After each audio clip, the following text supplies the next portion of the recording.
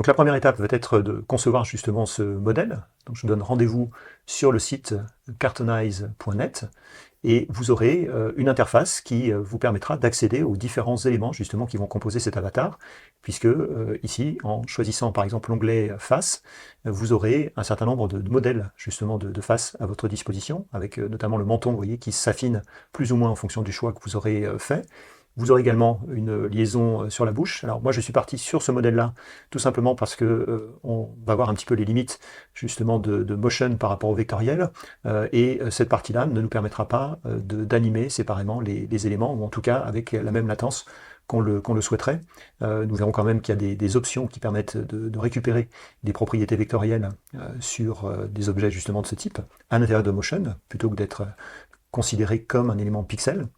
Voilà, donc vous pourrez choisir les différentes parties, le nez, les oreilles. Vous passerez ensuite aux yeux, donc vous avez différentes possibilités. Moi, je suis parti sur ce modèle-là. Vous avez ensuite les sourcils qui apparaissent, la possibilité aussi d'intégrer des lunettes. Et puis ensuite, eh bien, vous passez à l'option d'après avec les différentes parties liées aux cheveux, à la moustache et à la barbe si éventuellement vous voulez en rajouter. Vous allez ensuite avoir des vêtements de base.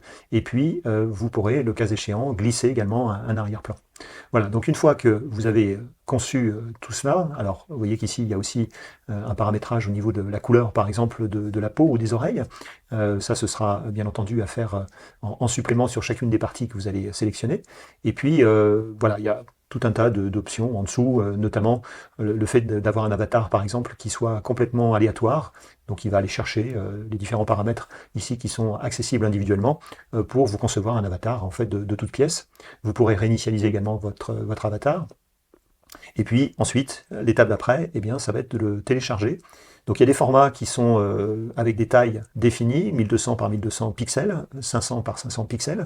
Ce sont des formats justement bitmap, avec des pixels les unes à côté des autres, ce qui va poser des problèmes notamment en termes de modification d'échelle.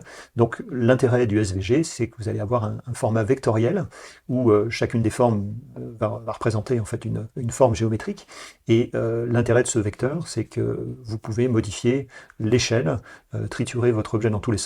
Jamais vous ne viendrez modifier la qualité en fait de cet élément, de cet objet. Voilà, donc c'est pour ça qu'on choisira ce format-là. Donc rendez-vous dans Illustrator maintenant pour travailler ce fichier plus en détail.